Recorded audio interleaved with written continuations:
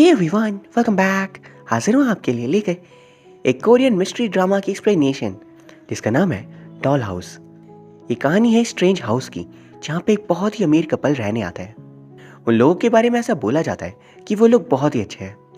वो लोग बहुत लोगों का भला करते हैं एंड उनका अपना कोई बच्चा नहीं है, इसीलिए वो दूसरों के बच्चों को गोद ले लेते हैं।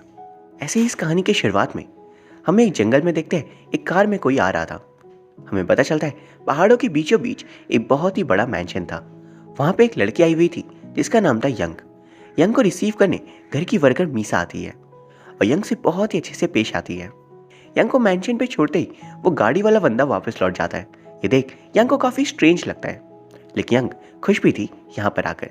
फिर मीसा अंदर से कैमरा लेकर आती है और यंग की फोटोज खींचती है और उसका वेलकम करती है इस घर के अंदर। एक्चुअली में यंग एक ऑर्फन थी और इस मैंशन में रहने वाले कपल की कोई संतान नहीं थी, तो इसलिए उन्होंने यंग को अडॉप्ट कर लिया था। और इतना बड़ा मैंशन देख यंग भी खुशी से पागल हो रही थी।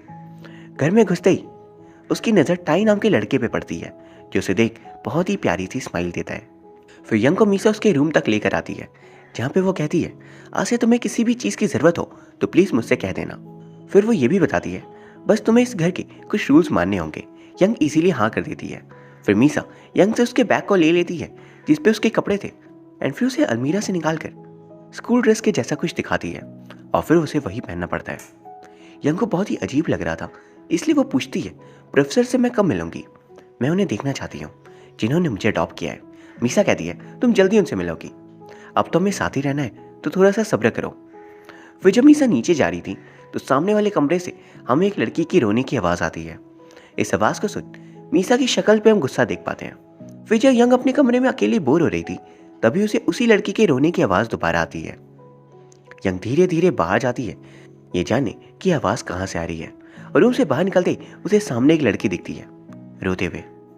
यंग को देख वो तुरंत अंदर चली जाती है और यंग उसे देख दंग रह गई थी। अगली सुबह यंग टाई से मिलती है। टाई उसे थोड़ी बात करता है और फिर कहता है चौकन्ना रहना, यहाँ पे खतरा बहुत है। यंग को उसकी बातें समझ नहीं आती। अगली सीन में यंग बेसमेंट की तरफ देख रही थी, तभी मीसा की नज़र उस पर पड़ती है। वो उसे कहती है प्लीज़ अपने कमरे में वापस चली जाओ, और इस बात को प्लीज़ याद रखना कि इस घर का एक और रूल है कि बेसमेंट में कभी भी किसी को जाने की परमिशन नहीं है। फिर अगली सीनों में प्रोफेसर से मिलवाया जाता है।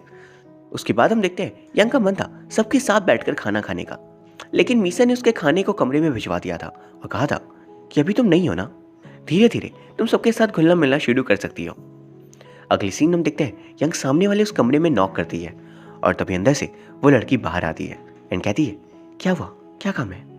यंग कहती है काम नहीं है, बस आखिर तुम हो कौन, मैं ये जानना चाहती हूँ। इस लड़की का नाम था जिया। जिया यंग से कहती है यहाँ जो तुम्हें दिख रहा है वो सच नहीं है। वो बताती है मीसा जो है वो इस घर की मिस्ट्रेस नहीं बल्कि हाउस कीपर है। ये जानकर यंग हैरान रह जाती है क्योंकि उसे लग रहा था मीसा ही प्रोफेसर की वाइफ है और उसकी अडॉप्टेड मॉम भी। फिर यंग प्रोफेसर के बारे में पूछती है जिसपे जिया बताती है अच्छा मेरे फादर, तुम उनसे मिलना चाहती हो सकता है वो लाइब्रेरी में हो, या ये भी हो सकता है वो मॉम को बाहर लेकर वॉक पे गए हों। यंग ये जानकर और हैरान थी कि प्रोफेसर की ऑलरेडी एक बेटी है। फिर जिया उसे अपने कमरे में जाने के लिए कह देती है एंड अगली सीन में यंग को अपने कमरे पे घड़ी से जोर जोर से आवाज़ आ रही थी, तो वो जाकर उसकी बैटरी निकाल देती है। तभी उसे पीछे से लिखा हुआ मिलता है बेसमेंट में कुछ बहुत ही अनोखा है। अगली सीन में यंग मीसा से पूछती है आखिर उस दूसरे कमरे में कौन है। मीसा कहती है क्यों, क्या हुआ। यंग का कहना था जब मैं जानती हूँ कि प्रोफेसर की रियल बेटी जिंदा है एंड वो यहीं पर रहती है तो मैं उनके साथ कैसे रह पाऊंगी, मुझे बहुत अजीब लगेगा। मीसा उसे समझा रही थी प्लीज़ ये सब कुछ मत सोचो। तभी घर से किसी के चिल्लाने की आवाज़ आती है। मीसा अपने बेटे टाई से कहती है प्लीज़ यंग को भी यहाँ से ले जाओ। इस बात पे गौर करना कि वो अंदर ना आ जाए। यहाँ हम जान पाते हैं टाई मीसा का बेटा था। टाई यंग से बात करता उसे अपने साथ ले जाता है। दूसरी तरफ घर पे मीसा जाकर देखती है कि प्रोफेसर की वाइफ मिस जी की हालत बहुत ज़्यादा खराब है। वो अपनी बेटी सुयोन से मिलना चाहती है। तभी वहाँ जी आती है और उसे देख उन्हें शांति मिलती है। फिर इसके बाद मीसा और प्रोफेसर साथ में ड्रिंक करे थे और एक दूसरे को देख स्माइल करे थे। इसके बाद यंग को टाई पेड़ पे लगे हुए येलो साइंस दिखा रहा था और बता रहा था अगर इसे फॉलो करते हुए तुम जाओगे तो रोड तक पहुंच सकती हो, पर अगर गलती से भी इसके अलावा कहीं और गई तो शायद तुम खाई में भी गिर सकती हो। वहाँ बातों ही बातों में टाई बता देता है कि मीसा उसकी मदर है। यंग को विश्वास नहीं होता कि मीसा उसकी मदर है क्योंकि वह उम्र में बिल्कुल टाई की बड़ी बहन की तरह दिखती है। अगली सीन हम देखते हैं कि मीसा एक आदमी से मिलने जाती है। वो उस पर नाराज हो रही थी और वो उससे कहती है, अब मैं और इस घर में काम नहीं कर सकती, मेरी यहाँ पर बिल्कुल भी इज्जत नहीं है, और कब तक मैं वेट करूँ मिस जी के मरने का? कहीं उनके मरने से पहले मैं ना मर जाऊँ। ना मैं अमीर बन सकी और ना ही मैं जी पाऊंगी। वो हमें पता चलता है वो बंदा मिसा का हस्बैंड है, उसका नाम है चोई। वो कहता है प्लीज़ थोड़ा और सब्र कर लो, मैं ज़रूर इस घर को हमारे नाम करवा लूँगा। बाद में हम देखते हैं मीसा रोने का नाटक करी थी सिर्फ अपने हस्बैंड को भड़काने के लिए। इसके बाद टाई और यंग वापस लौट चुके थे।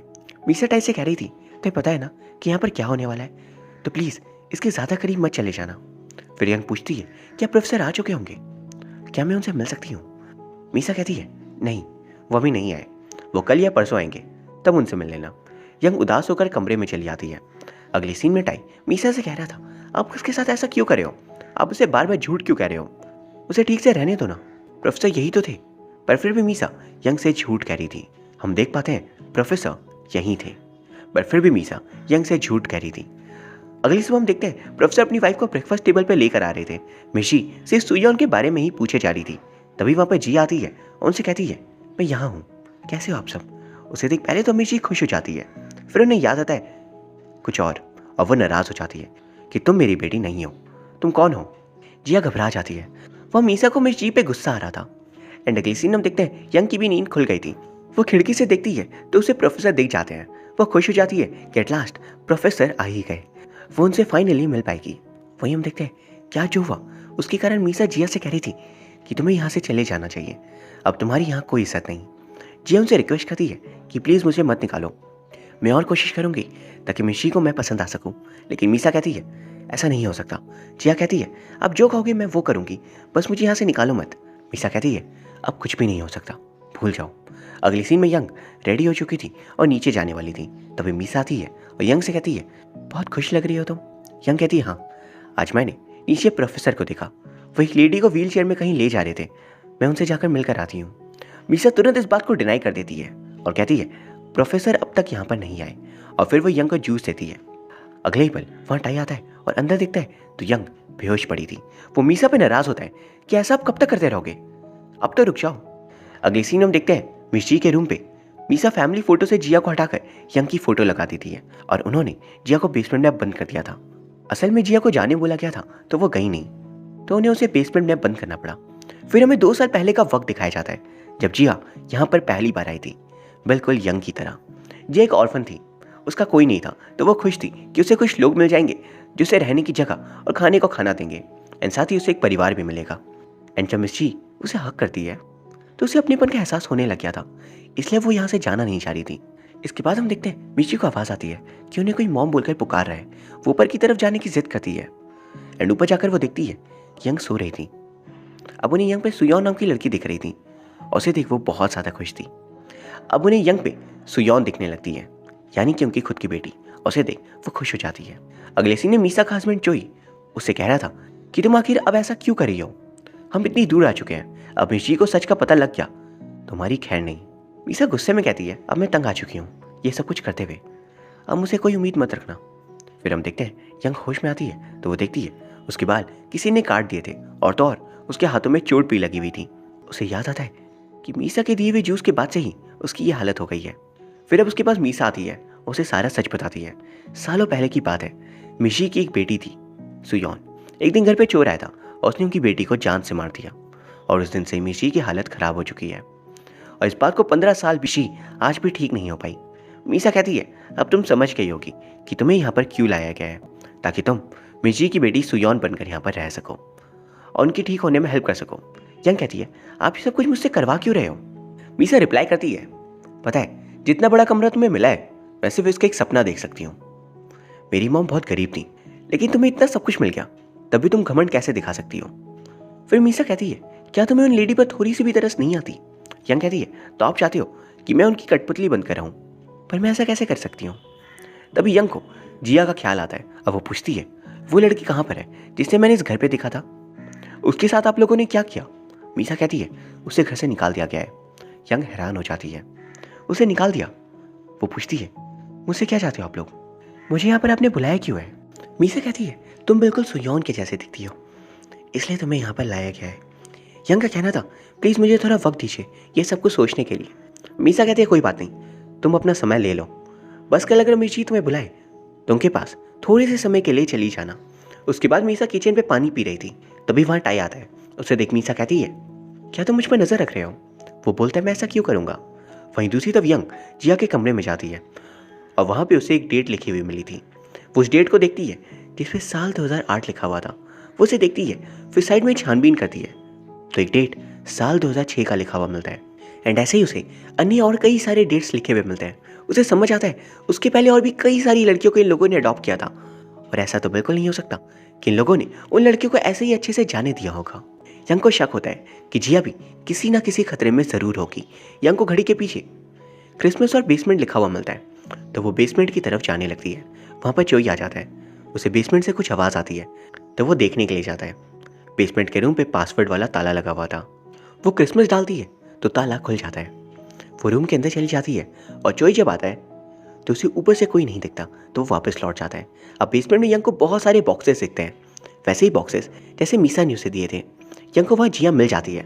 वो उसे आज़ाद कर देती है एंड जिया उसे कहती है तुम प्लीज़ यहाँ से चली जाओ, क्योंकि अगर उन्होंने तुम्हें यहाँ देख लिया तो तुम्हें भी यहाँ पर बांध देंगे। यंग को वहाँ पर एक डायरी मिलती है जिस पर लिखा था साल 1998।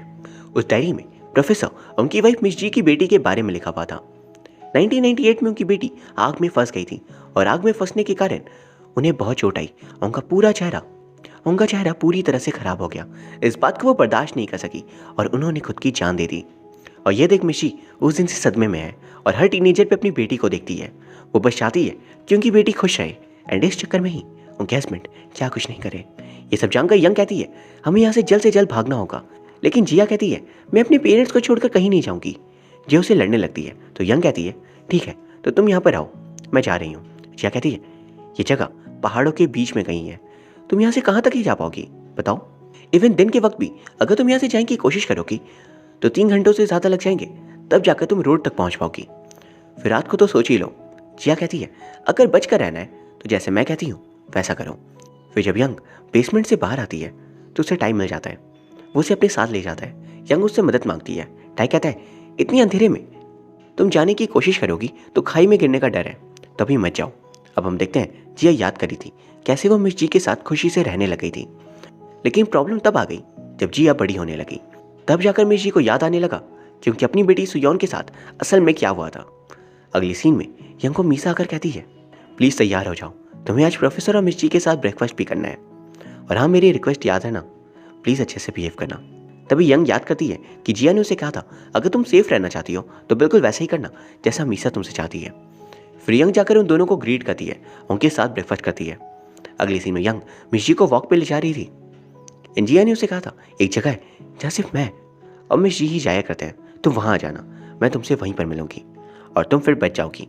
तो यंग मिस जी को लेकर वहाँ पहुँच जाती है। दूसरी तरफ मिस्टर चोई देखते हैं कि मीसा प्रोफेसर को कुछ दे रहे हैं। मीसा को उन्होंने एक डायमंड रिंग दी थी और ये पाकर मीसा बहुत खुश थी। चोई जाकर मीसा से कहता है आखिर तुम्हें ये सब चाहिए ना?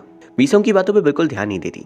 दूसरी तरफ यंग मिस जी को जिया के पास लेकर आती है, पर जिया को मिस्टर चोई तब तक पकड़कर वहाँ से अपने साथ ले जाते हैं। ये देख यंग घबरा जाती है और पीछे से मीसा आकर यंग से कहती है अगर जिंदा रहना चाहती हो तो अब से मेरी बात मानना शुरू कर दो।